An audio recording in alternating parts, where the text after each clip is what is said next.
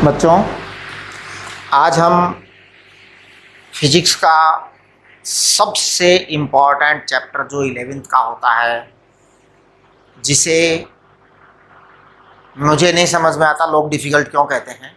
Actually difficult कहते हैं ना इस चैप्टर को, उसका कारण है इंटीग्रेशन वगैरह ठीक से पढ़ते नहीं है ना।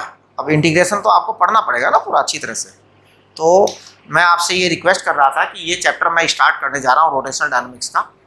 आप लोग एक बार इंटीग्रेशन वाला जो मेरा लेक्चर है ना उसे वापस पढ़ लो, ठीक है? हाँ, क्योंकि उसकी ज़रूरत पड़ेगी हमें बार बार। ठीक है, सबसे पहले मैं बात करूँगा रोटेशनल डायनामिक्स के चैप्टर में। हालांकि लोग बाग सेंटर ऑफ मास है ना, तो सेंटर ऑफ मास को अलग से एक चैप्टर बना करके रखते हैं।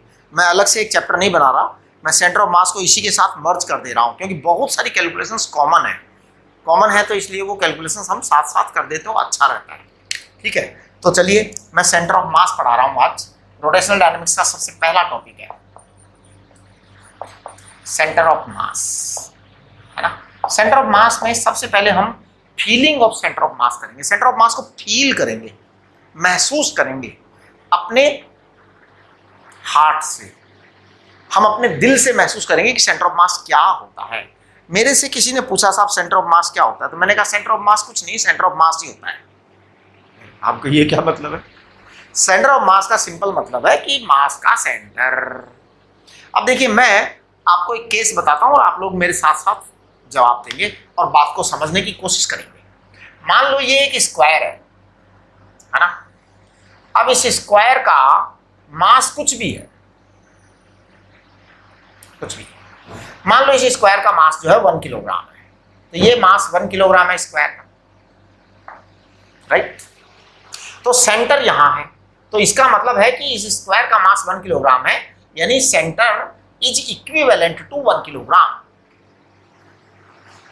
है ना। स्क्वायर का मास 1 किलोग्राम है, इसका मतलब centre of square is equivalent to 1 kilogram, right, all round. अब मैं यहां क्या करता हूं कि यहां 1 किलोग्राम का एक गोला रख देता हूं, 1 किलोग्राम।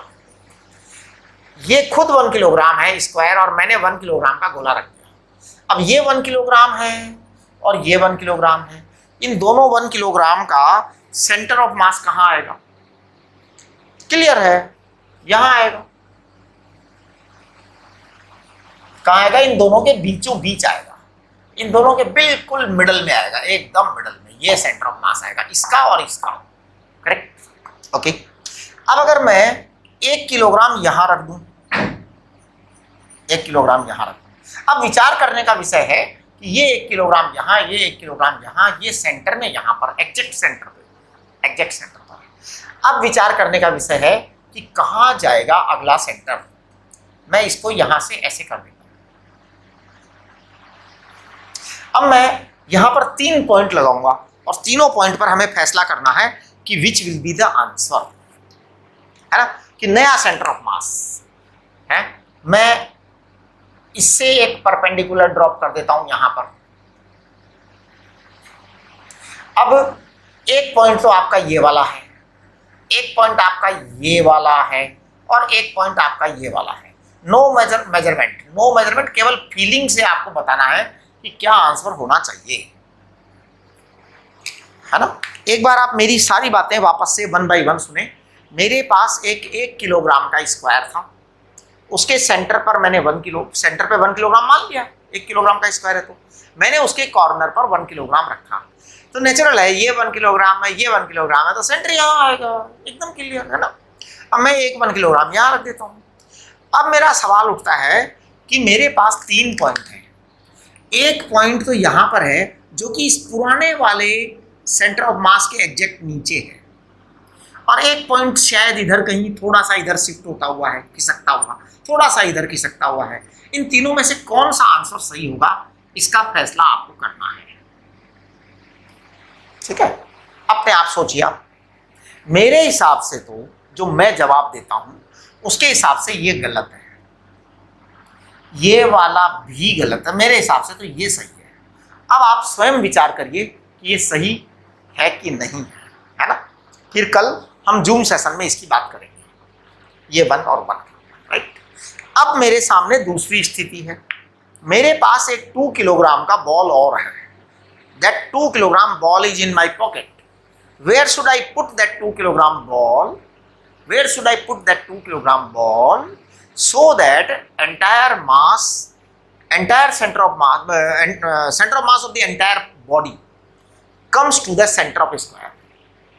मेरे पास 2 किलोग्राम, मैं 2 किलोग्राम को कहाँ रखूं कि ये पूरा आ जाए, ये रखा हुआ है, ये रखा हुआ है, ये रखा हुआ है, इन सबको एज सच रखा है, यानी कि we have done nothing for these, right. It means 1 kilogram square and this one and this one, 3 kilogram mass is already there. I have one 2 kilogram ball and I want to put that 2 kilogram ball at a particular place so that resultant center of mass will come to the center.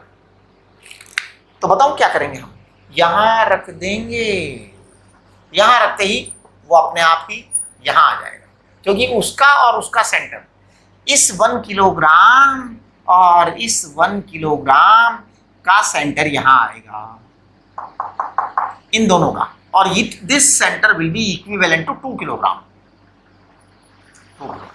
अब मैं आपसे कुछ छोटी छोटी सी बारीक बारीक सी बातें कर लूँ, है ना, बाकी हम डिटेल में बाद में पढ़ेंगे, है ना। अगर ये वाली बॉल 10 किलोग्राम है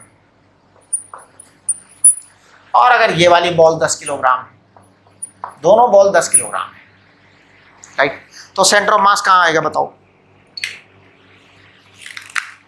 सेंटर ऑफ मास सेंटर पे आएगा, है ना। अगर ये वाली बॉल 5 किलोग्राम है और ये वाली बॉल 10 किलोग्राम है, तो सेंटर ऑफ मास किधर आएगा बताओ, किस साइड में आना चाहिए, approximate, not calculation, we are not doing calculation right now, पहले हम अंडरस्टैंड करेंगे, कैलकुलेशन हम बाद में कर लेंगे। ये 5 किलोग्राम, ये 10 किलोग्राम, तो सेंटर ऑफ मास जो है थोड़ा सा इधर शिफ्ट होता हुआ आएगा, बड़े वाले के पास में, है ना।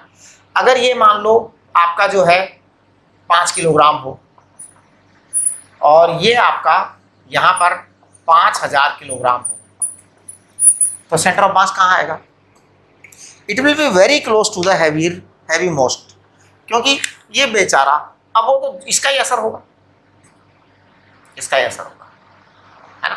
हाँ, अब जैसे हम अर्थ का सेंटर ऑफ मास की बात करें, अर्थ के सेंटर ऑफ मास की बात करें, तो अर्थ की सेंटर ऑफ मास की बात करेंगे, ऐसे थोड़ी कि आपके घर का सेंटर ऑफ मास निकाल देंगे, है, आपका घर तो बहुत छोटा सा बेचारा अर्थ के सामने, इसलिए वो तो जो बड़ा होता है ना, बड़े के पास ही होगा, बल्कि ये भी मैंने शायद ज़्यादा ही दूर बना दिया, इतना दूर भी नहीं होगा वो सेंटर ऑफ मास, तो एकदम बहुत, क्योंकि ये तो बेचारा 5 किलोग्राम है, 5 किलोग्राम क्या होता है यार, 5000 किलोग्राम के सामने, है ना, थोड़ा पास में ही होगा बेटा। बस ये केवल, अब आप कहोगे सर इसका जो है ना क्या है, कैलकुलेशन मेजरमेंट अलग है यार, वो हम कर लेंगे कैलकुलेशन मेजरमेंट, अभी हम करेंगे, सारा काम करेंगे, फिलहाल आप तो इसका फील करिए कि सेंटर ऑफ मास कहाँ आता है, राइट।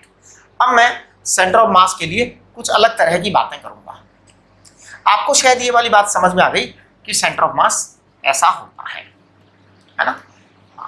अब हम कुछ सिचुएशंस खड़ी करेंगे और आपको उसके अकॉर्डिंग बिहेव करना है। तो मैं कहता हूं कि मैं आपके सामने कुछ क्वेश्चंस दे रहा हूं और आप ये क्वेश्चंस करेंगे, इन क्वेश्चंस के लिए किसी पढ़ाई लिखाई की जरूरत नहीं है, मतलब कोई फॉर्मूले की जरूरत नहीं है, आप केवल अपना दिमाग लगा के करेंगे, है ना। हाँ, मैं यहाँ पे सवाल दे रहा हूँ, एक मेरे पास स्क्वायर है,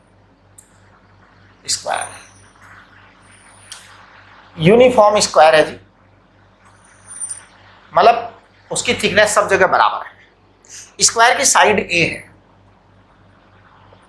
स्क्वायर की साइड ए है ना, प्लेट है, this is square plate, square plate का सेंटर यहां है, so this is the centre of mass, correct. अब मैं क्या कर रहा हूं, इस स्क्वायर में से मैं एक क्वार्टर को काट दे रहा हूं, क्वार्टर स्क्वायर काट दे रहा हूं, क्वार्टर स्क्वायर को मैं काट दे रहा हूं, क्वार्टर स्क्वायर को, तो मैंने क्वार्टर स्क्वायर काट दिया। जब क्वार्टर स्क्वायर को मैंने काट दिया तो रिजल्टेंट स्क्वायर ऐसा बन गया, देखना जरा, रिजल्टेंट स्क्वायर ऐसा बना। सारी बातें सुनना आप ध्यान से, नो लापरवाही, लापरवाही की तो फिर मजा नहीं आएगा। ये मैंने स्क्वायर बना दिया ना। अब आप देखिए ये सेंटर है, क्योंकि मैंने यहां से इसको काट दिया था, ऐसे काटा था तो काट दो इस क्वार्टर को, काट दिया जी। तो मैं काट के साइड में रख लेता हूं या फेंक देता हूं, नहीं साइड में रख लेते हैं, फेंकने से क्या फायदा है ना। हाँ साइड में रख लेते। अभी इसको काटा यहां से, ये स्क्वायर का एक टुकड़ा काट लिया है और इस स्क्वायर के टुकड़े को मैं रख देता हूं कहीं पर। कहाँ रखूं बताओ? यहाँ रख देता हूं, यहाँ रख देता। स्क्वायर का टुकड़ा रख दिया है सामने। ये a/2 है ना, समझ गए ना। ये स्क्वायर का टुकड़ा, ये तो ये काटा, उसको हमने साइड में रख दिया। अब आप इसका सेंटर ऑफ मास बताइए कहां होगा, where will be the centre of mass this, है ना। तो सेंटर ऑफ मास की पोजीशन पर क्वेश्चन मार्क लगा हुआ है, आपको कैलकुलेशन करके बताना है कहां होगा। क्या करके बताना है? कैलकुलेशन करके बताना है सेंटर ऑफ मास कहां होगा, सेंटर ऑफ मास कहां होगा। चलिए अब मैं आपको एक छोटा सा आइडिया दे दूं इसमें, है ना। हालांकि वो मैं बाद में बहुत डिटेल में पढ़ाऊंगा, लेकिन मैं एक सेंटर ऑफ मास के लिए बहुत सिंपल सा एक आपको आइडिया दे देता हूँ। वो ये दे देता हूँ, जनरल आइडिया है, जनरल आइडिया है ना, general idea of centre of mass. देखो general idea of centre of mass क्या है। जनरल आइडिया ये है कि अगर ये m1 है और ये m2 है और इनके मास अलग अलग हैं, अगर सेंटर ऑफ मास मान लो बड़ा वाला सपोज ये है और छोटा वाला सपोज ये है, तो बेटा बड़ा वाला ये है, छोटा वाला ये है, तो बड़े वाले के नज़दीक होता है सेंटर ऑफ मास, है ना। तो ये सेंटर ऑफ मास है। अब मैं इस सेंटर ऑफ मास से इसकी डिस्टेंस को r1 कह दूं, इसकी डिस्टेंस को r2 कह दूं, है ना। तो इधर r1 है, इधर r2 है। तो distance of m1 from this centre of mass is r1, distance of m2 from this centre of mass is r2। तो पता है क्या होगा, सेंटर ऑफ मास की ये डेफिनेशन होती है m1 r1 equal to m2 r2, ये डेफिनेशन होती है ना। आप यहाँ काम में ले सकते हो, इसका सेंटर ऑफ मास आप निकालिए, है ना। अच्छा चलिए मैं अगला सीन बताता हूँ।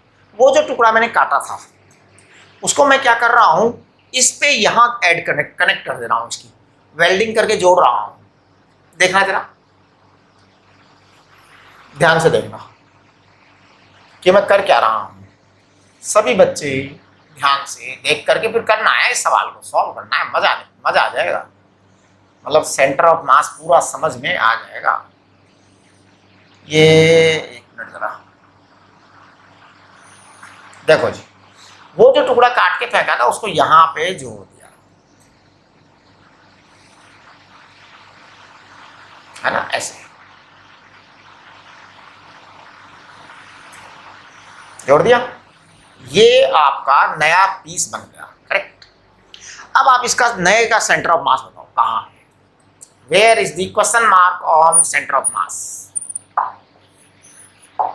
तो देखिए सवाल को एक बार समझ लीजिए, सवाल बड़ा सिंपल सा है। एक यूनिफॉर्म स्क्वायर है, यूनिफॉर्म स्क्वायर का सेंटर ऑफ मास यही होता है, करेक्ट। आपने इसमें से एक छोटा टुकड़ा काट दिया और आपने यहाँ से इसको हटा दिया। अब आपने इसको यहाँ रख दिया, आपका सेंटर ऑफ मास नया चाहिए कि where is the new centre of mass, correct. अब मैं देखिए ये सवाल मिटा दे रहा हूँ, ये आपको करना है पूरा सवाल, है ना। हाँ मेरे को आप बताएंगे जूम सेशन के अंदर, हम डिस्कस करेंगे, राइट। अब मैं इसके बाद में एक दूसरा सवाल दे रहा हूँ सेंटर ऑफ मास का, है ना। मैथमेटिक्स हम सेंटर ऑफ मास की पढ़ाएंगे, अभी तो मैंने ये आपको जनरल आइडिया दे दिया है, इसको हम बहुत डिटेल में पढ़ाएंगे। लेकिन फिलहाल आज मैं बस आपको सेंटर ऑफ मास जो है ना, वैसे ही थोड़ा दिमाग को परेशान करने के मूड में हूँ। चलो अब देखिए क्या करूँगा मैं, फिर से मैं एक क्वेश्चन नंबर 2 लेकर के आ रहा हूँ, क्वेश्चन नंबर 2 लेकर के आ रहा हूँ। देखना ये आपका स्क्वायर है, इस स्क्वायर का ऐसे 4 टुकड़े होते हैं। मैं इस वाले टुकड़े को काट देता हूं, ध्यान देना, ये स्क्वायर है, मैंने इस वाले टुकड़े को यहां से उड़ा दिया, यानी अब ये स्क्वायर का टुकड़ा काट करके यहां से उठा करके मैं यहां जोड़ दे रहा हूं, यहां जोड़ दे रहा हूं। तो देखिए सबसे पहले तो स्क्वायर पूरा था, उसका सेंटर ऑफ मास यहां था, लेकिन अब मैंने ये टुकड़ा काट दिया है ना, काट के मैं इस टुकड़े को यहां रख देता हूं साइड में, टुकड़े को मैंने यहां रख दिया है साइड में, करेक्ट, ओके, ये मैंने यहां रख दिया। अब आप इसका सेंटर ऑफ मास बताइए, नया सेंटर ऑफ मास है ना, साइड को ए ले लीजिए, इस बार की साइड ए ले लीजिए। अब मैं इसको अगले स्टेप में यहां जोड़ दे रहा हूं, आप समझिए जरा, तो मैं इसको यहां पे कनेक्ट कर दे रहा हूं, वेल्डिंग करके करूंगा। आप जानते हो ना स्टील का या लोहे का है तो वेल्डिंग कर सकते हैं,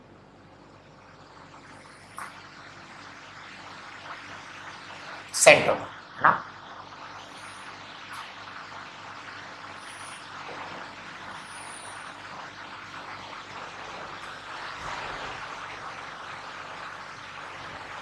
ये रहा,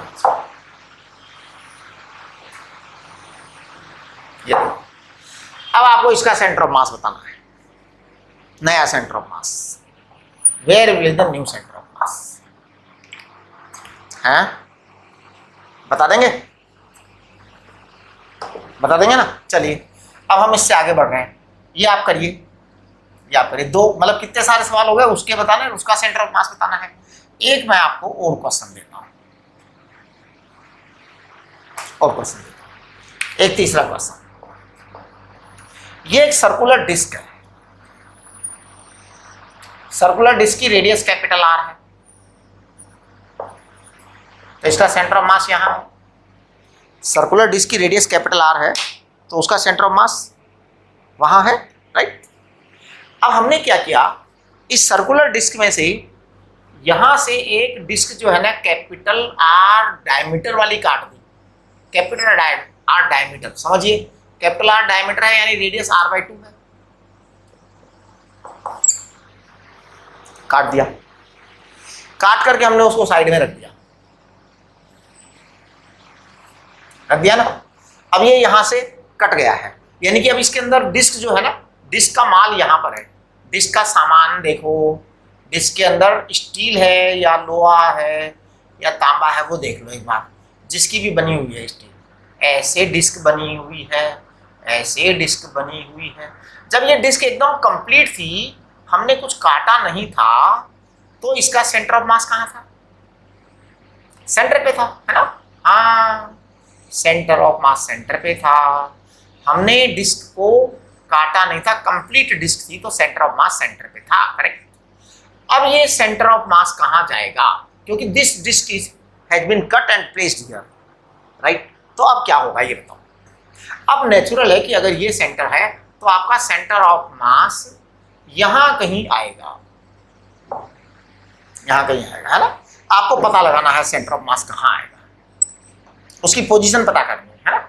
मैंने आपको जनरल आइडिया दिया है, क्या दिया है, m1r1 इक्वल टू m2r2, ये आइडिया दिया है, करेक्ट, ओके। अब देखो आगे मैं क्या करने वाला हूं।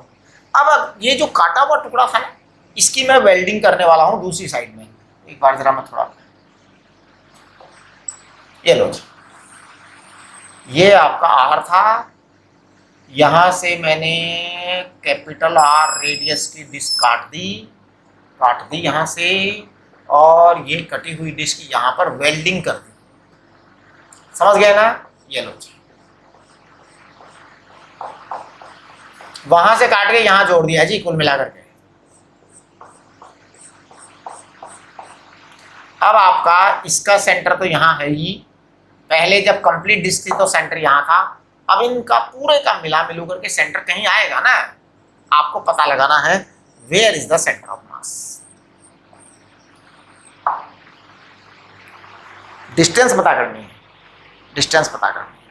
ये सेंटर ऑफ मास का मैंने आपको मैथमेटिक्स तो नहीं पढ़ाया, लेकिन एक आइडिया दे करके और आपके सामने सिचुएशन अलग अलग रख दी, आप सारा सेंटर ऑफ मास निकाल दीजिए, ठीक है। बाकी ये हम जो है ना, बाकी डिटेल के अंदर हम पढ़ाएंगे चैप्टर, लेकिन फिलहाल आप ये करिए।